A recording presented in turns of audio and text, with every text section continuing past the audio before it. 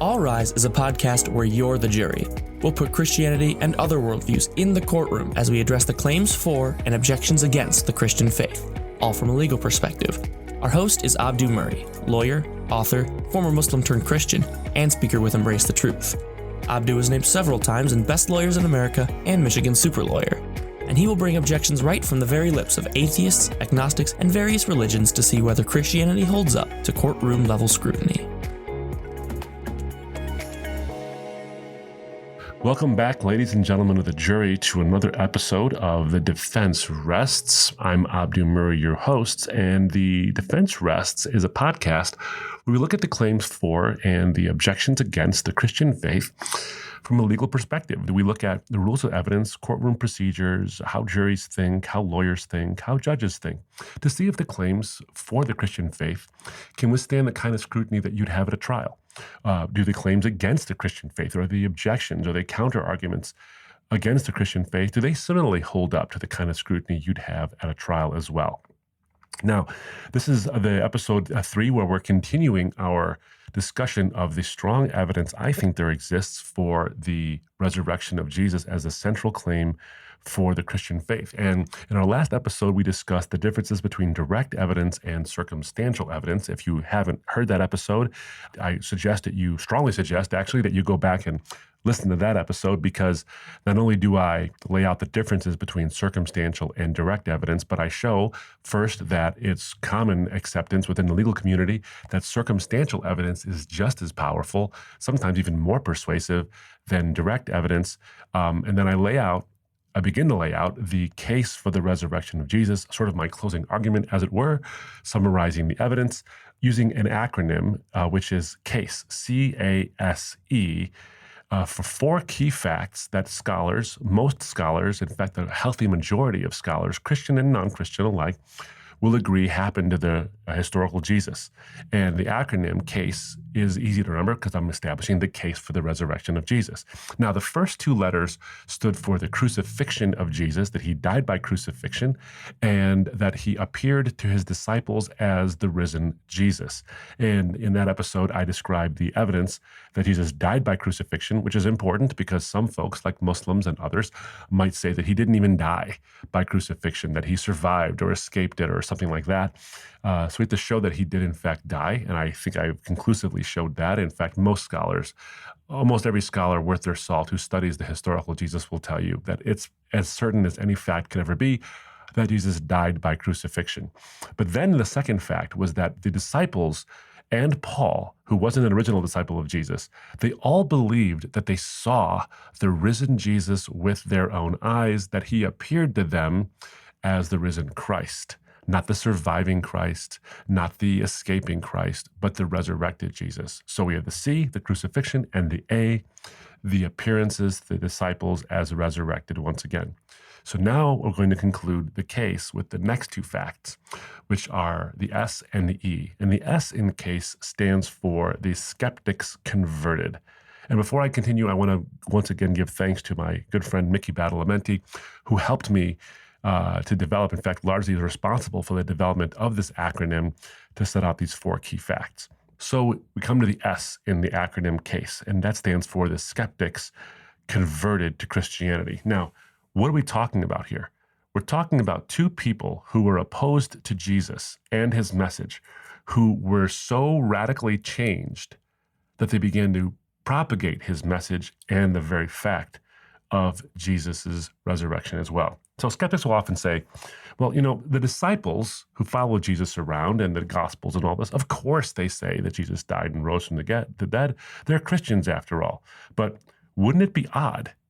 Wouldn't it be odd for someone to have seen all of this, the risen Jesus, to have seen him die or knew that he died and then saw him raised again and then not follow Jesus as Messiah? Wouldn't that be bizarre? So saying that the disciples were biased somehow doesn't actually work, because they wouldn't have been biased. In other words, they didn't believe in the resurrection because they were Christians. They became Christians because they believed in the resurrection. And that goes in completely opposite of what sometimes people think happens here. They didn't have any bias. There was no reason for these disciples to lie about it. In fact, they had nothing to gain, certainly no political power, no pleasure principle here. There was no seeking of pleasure like women and riches and all these kind of things, because they certainly didn't have that as their faith. They all were either willing to or did die, and all these kind of things. But let's say we want to go one step further with credibility and say we don't want to just rely on the testimony of the people who followed Jesus around and thought he was the coming Messiah. Let's think about someone who didn't originally believe that, who was opposed to it. Let's think of two someones who was like that, who actually didn't believe him. Now, I can tell you this, as a trial attorney, it's extremely rare for someone who disagrees with you in a case to suddenly decide that you're right, or not only on the whole case, but maybe even just on one particular fact, especially when deciding and admitting that you're right will really hurt their case or their defense. It's extremely rare. It does happen, but it's extremely rare. And I can tell you this, whenever you have that kind of a witness, somebody who was against you and then is suddenly for you, especially if that person's a party to the lawsuit, they're not just a witness who saw something, but they're involved in the lawsuit itself. They're like a defendant or a plaintiff, and they suddenly change their views on something, or they say, you know what, you're right about this particular fact, and it's devastating to my case. Well, ladies and gentlemen of the jury, I got to tell you, if you can, you put that witness on the stand, no matter how hostile they may have seemed originally, you put that witness on the stand and you let them sing their song to their heart's content. You as a trial attorney would drool over that kind of a witness, someone who is against you and then is for you, or at least admits a fact that helps your case. We have exactly that in the Apostle Paul and with James to a bit of a lesser degree. What do I mean? So all scholars will tell you, they'll tell you that Paul was originally this guy, Saul of Tarsus, who was a Pharisee of Pharisees. He was a very legalistic, very pious, very accomplished Jew who hated the idea of Christianity. He hated this idea that Jesus claimed to be the Messiah and was going to free people from Rome or free people from whatever else it was, that he came to abolish the law and all this stuff, which he didn't. He came to fulfill the law, but Paul hated this message. And then he suddenly changes his mind. He suddenly converts. You know, the book of Acts records that Paul approved of the stoning death of one of Peter's disciples named Stephen. He actually approved of that. We actually know that Paul, by his own admission and by the admissions of other people, that Paul was an enemy of Christianity. But Paul, by his own statements, and everybody agrees on this, all scholars, Christian and non-Christian alike, agree that Paul changed his mind suddenly from being an opponent of Christianity to being one of its greatest champions, in fact, writing 2/3 of the New Testament as well. And his conversion must be explained somehow. His conversion is not a point of controversy. Everyone agrees with it. But then we also have James, Jesus' half-brother, who was not a follower of Jesus. He was someone who thought that Jesus was out to lunch, as it were. The Gospels report that James was an unbeliever in Jesus. He believed in God. He just didn't believe that Jesus was Messiah. And this is, of course, very embarrassing because his own brother doesn't even believe him. We have this recorded in Mark chapter 3, verse 21 and verse 31. Mark chapter 6, verses 3-4, and in John chapter 7, verses 2-5, that James did not think his brother was the Messiah and really thought honestly that he was out to lunch. Why is that important? Here's why it's important. Because James later converts to Christianity based on the resurrection of Jesus. Now, if he was somebody who had already believed in Jesus and was waiting for him to be the resurrected Messiah and all this, well, then you might discount his testimony, but he wasn't. Now, it's important you understand this. The Gospels record that James doubted Jesus. He wasn't really all that big a fan.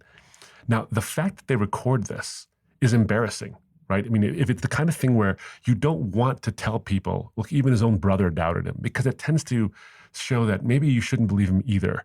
But the fact that they recorded it means that it's likely true. In other words, why would they have recorded such an embarrassing fact unless it actually happened? You could have left it all out and made your case just as strong, but they include this embarrassing fact.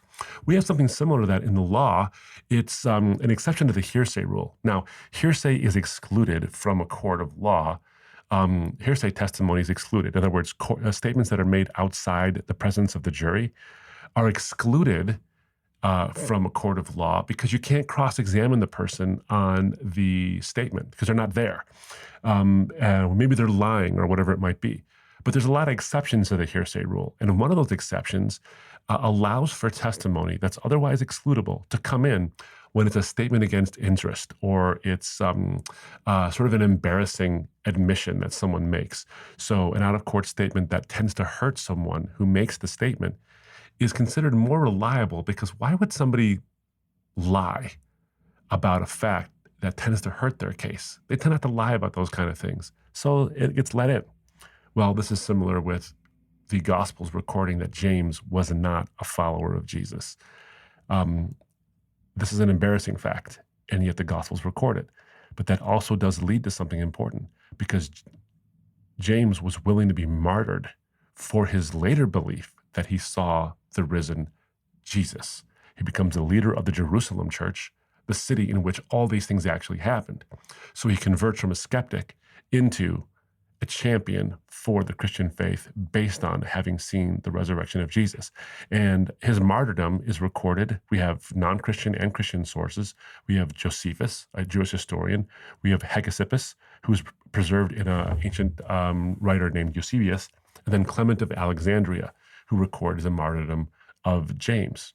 You'd have to invent a highly unlikely story to account for the conversions of Paul from an enemy of Christianity to its greatest champion, and you would have to invent a cleverly invented, unlikely story to account for James's conversion from a skeptic to a champion of Christianity. See, these men, Paul and James, had every reason not to convert, except for the fact that they truly believed that they saw the bodily risen Jesus. And finally, we come to the E in the case, which stands for the empty tomb. Now, this is an important distinction we have to make. The facts I've given you so far, the C, the A, and the S, the crucifixion, the appearances, and the skeptics converted, are facts that all or nearly all scholars believe actually happened to Jesus, and you don't really need very much evidence to really convince anybody that at least something happened that convinced these people that he rose from the dead.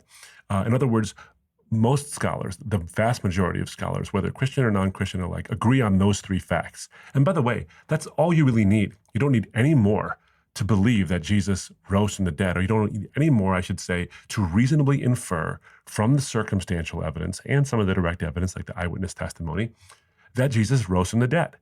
If you believe that he died by crucifixion, that his disciples believed that they actually saw with their own eyes a raised Jesus that they would have had to have known was a lie, and that Paul and James, who had no reason to believe in the risen Jesus, came to believe in the risen Jesus, that's all you'd need.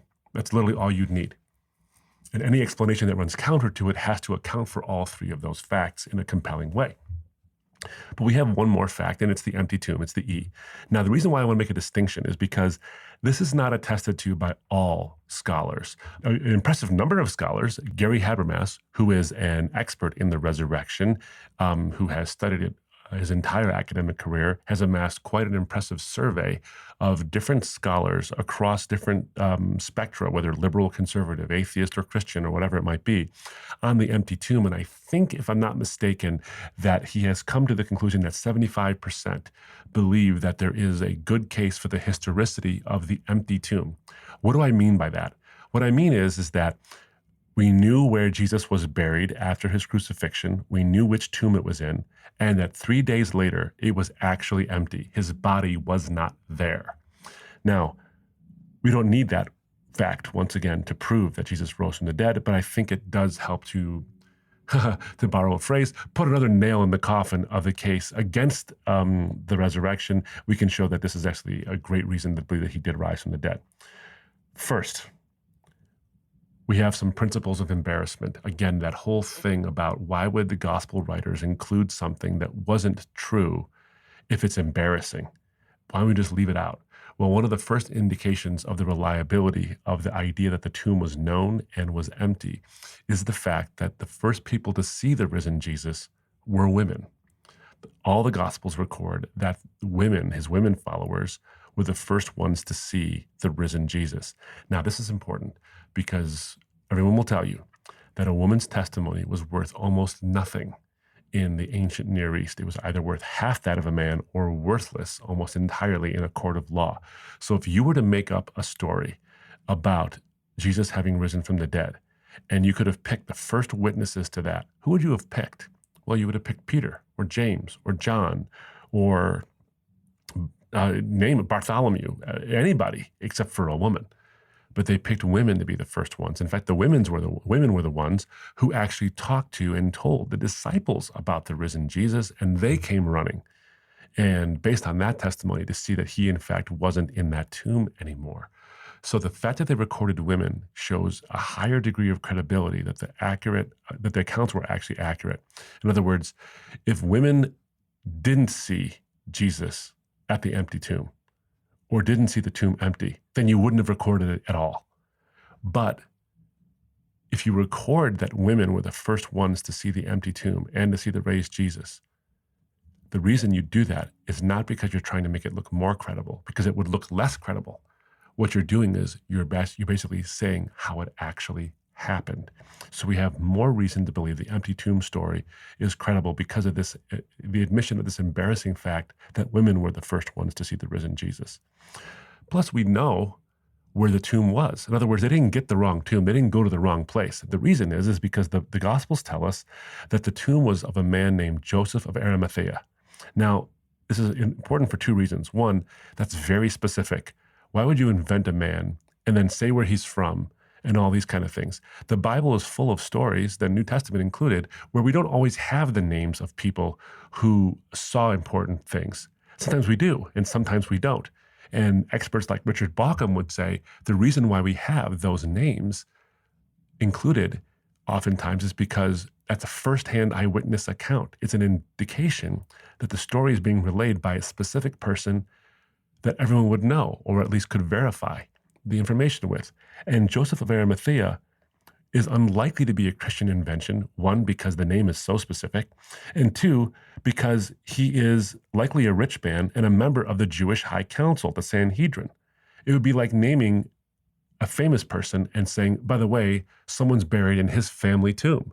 Well, you could go check that out. You could go find out where that is.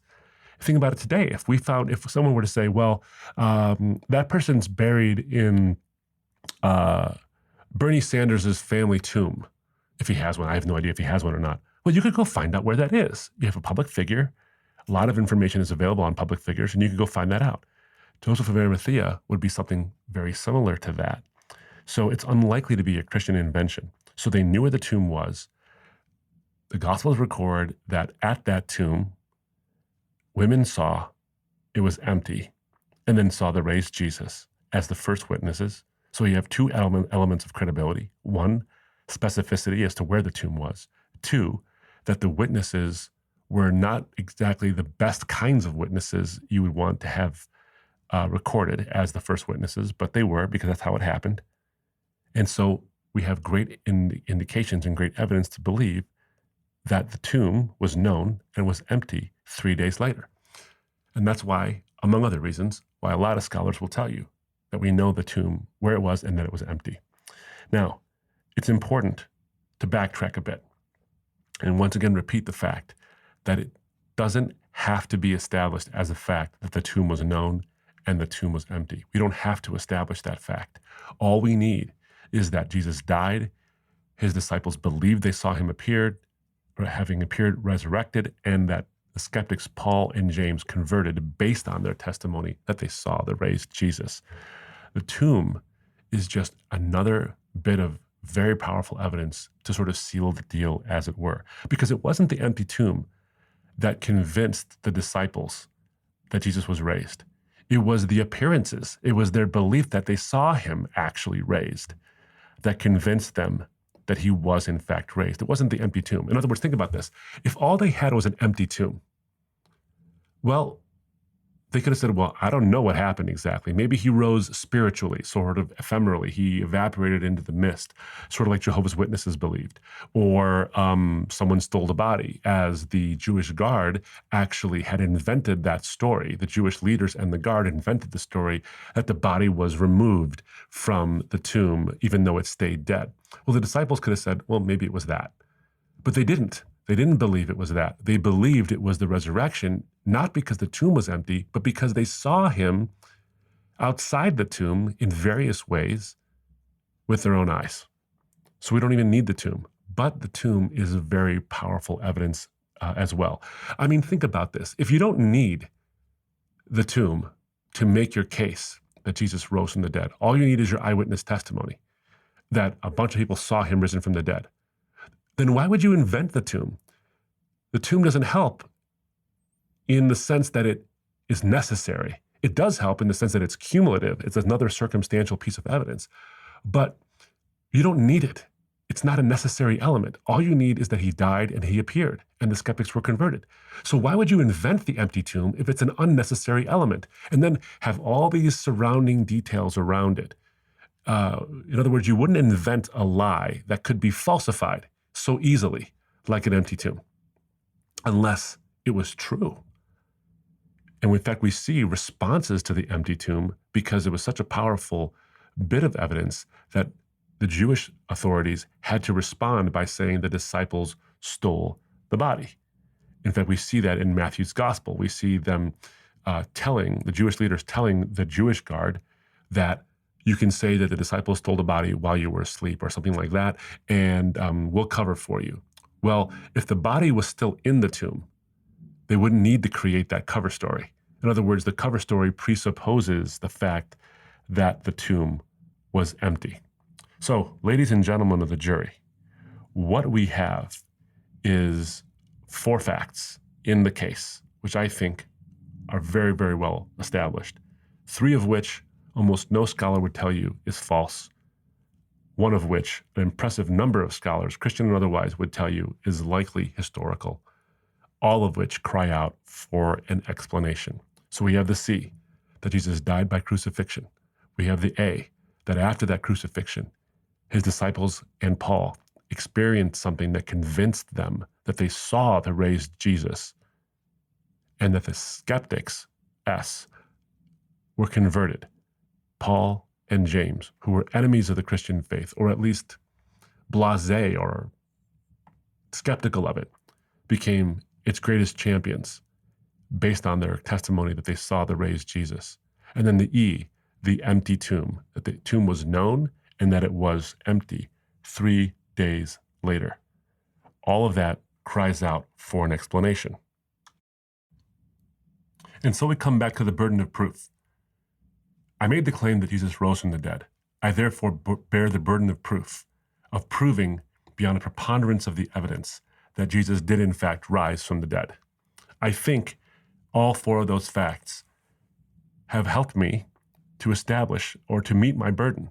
Now, the burden does shift to the skeptic to say, well, either A, those facts are untrue, or B, there's an explanation for those facts that doesn't have to necessarily lead to a resurrection. Now, what we're going to do in the episodes to come is deal with those counter explanations to see if the skeptic can meet the burden of proof. That once I've actually established this case, you have to go and say, what is the counter explanation? Or how are these facts false? This is important, ladies and gentlemen, and we'll get to this in future episodes as well. But as I said before, you can't just sit there and say, not good enough. If the evidence does show that a reasonable person could come away believing that Jesus rose from the dead. I'll tell you this. I was at a debate with the atheist John Loftus on this issue, and I presented the evidence I just presented to you. And during the Q&A, a young man came to the microphone who's not a Christian. He was an atheist, actually. And he said, Mr. Murray, you won this debate hands down. Now, this is not a brag. I'm not saying this to be a brag. What I'm saying this for is that the evidence allowed me to have won that debate. And reasonable people could come to the conclusion that Jesus did rise from the dead. Then the fact is, the burden then shifts to the skeptic of the resurrection to explain what actually happened. You see, in a jury trial, you can't just have the plaintiff or the prosecution put on their case and then the defense say, well, they haven't proved their case. That does happen. And I'll explain that in another episode, where they say, Your Honor, they haven't proven their case. I demand that you direct a verdict against the prosecution or against the plaintiff. And it's very rarely ever granted because people don't usually bring cases unless they have at least some modicum of proof. And then when it's denied, when the judge says no, they've at least given enough evidence that a reasonable jury could infer that they're right, then the defense can have an option. The option A is do nothing, just rest, and say, I trust that the jury will find in my favor because the evidence against, the evidence that the prosecution or the plaintiff has presented, it just isn't good enough. Or, which is more likely and far more often the case, the defense will provide a counter explanation or show that the plaintiff or the prosecution's case isn't as good, or it somehow is flawed or false. You see, juries want to know what happened.